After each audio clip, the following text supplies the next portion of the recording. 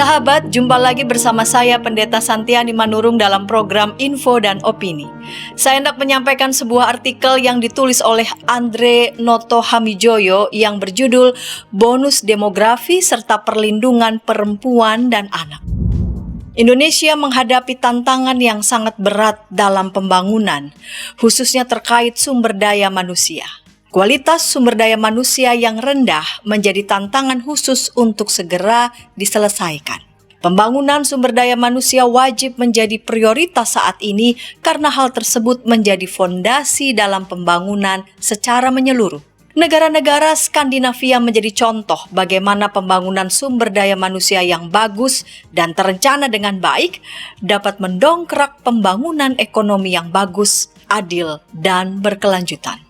Peran perempuan sangat penting dalam pembangunan sumber daya manusia di suatu negara.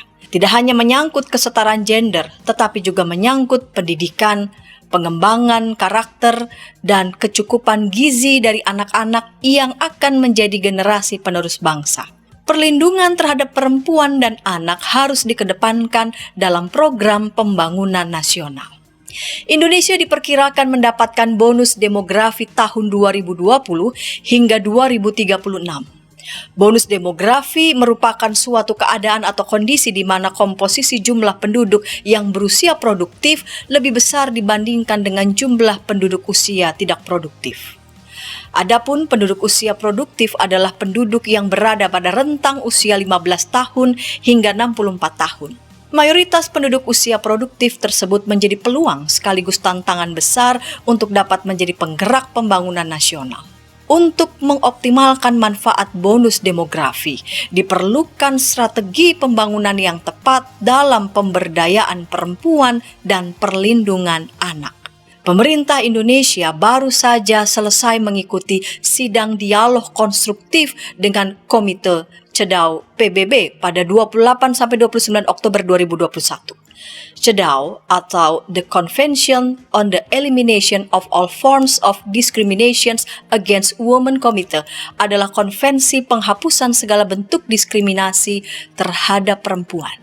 Konvensi tersebut merupakan satu-satunya perjanjian hak asasi manusia yang menegaskan hak-hak reproduksi perempuan dan menempatkan budaya dan tradisi sebagai kekuatan berpengaruh dalam kesetaraan gender dan juga peran keluarga. Konvensi tersebut juga menjadi acuan bagi semua negara, pihak yang meratifikasi untuk mengambil langkah-langkah yang tepat terhadap segala bentuk perdagangan dan eksploitasi perempuan. Indonesia telah meratifikasi konvensi CEDAW melalui Undang-Undang Nomor 7 Tahun 1984. Melalui ratifikasi tersebut, pemerintah Indonesia berkewajiban melakukan upaya untuk menjamin pemenuhan hak-hak perempuan. Berbagai kebijakan dan program pemerintah baik pusat maupun daerah harus dapat menjamin pemenuhan hak-hak perempuan tersebut. Di dalam pertemuan tersebut dibahas laporan periodik beserta implementasi CEDAW di Indonesia.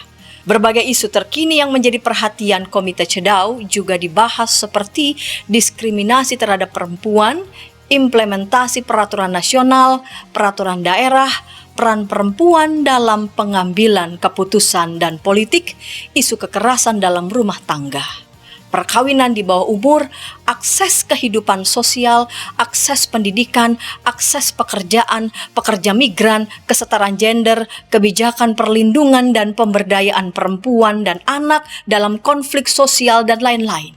Komite CEDAW mengapresiasi langkah-langkah yang telah dilakukan oleh pemerintah Indonesia terkait dengan pemenuhan hak-hak perempuan meskipun masih ada beberapa catatan yang perlu ditindaklanjuti. Hal yang harus menjadi perhatian utama adalah perlunya pemahaman yang lengkap dari seluruh kementerian lembaga terhadap isu-isu perlindungan perempuan dan anak. Isu-isu tersebut seringkali tidak dipahami dengan baik, sehingga mengakibatkan kekeliruan dalam implementasinya.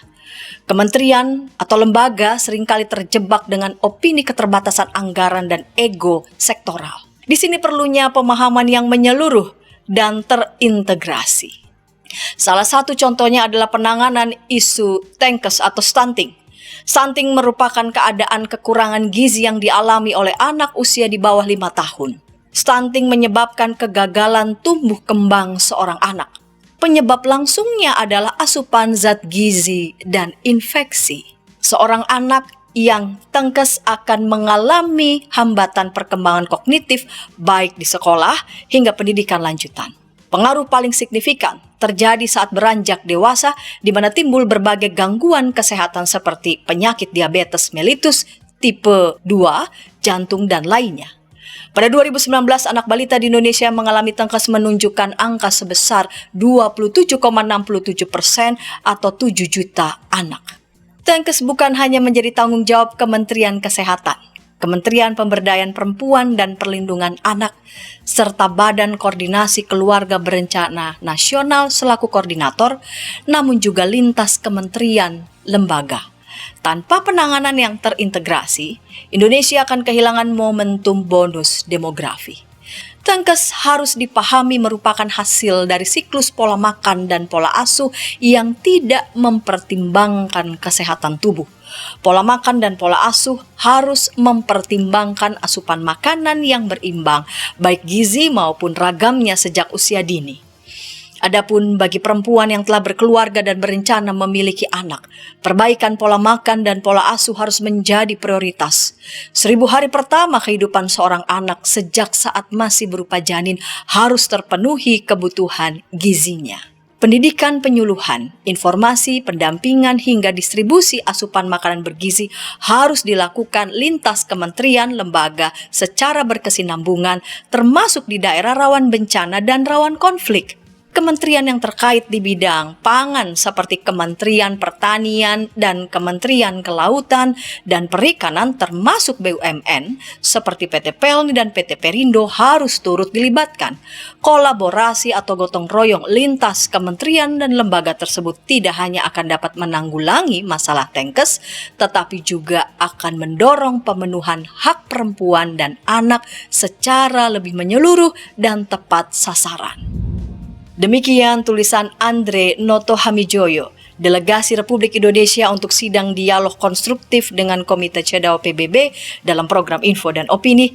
Terima kasih sudah meluangkan waktu Anda bersama kami. Sahabat, jika Anda berkenan, Anda bisa membagikan tayangan ini dan mengklik tulisan subscribe dan menekan simbol lonceng untuk mendapatkan tayangan terkini dari channel YKB GKI TV. Terima kasih. Sampai jumpa.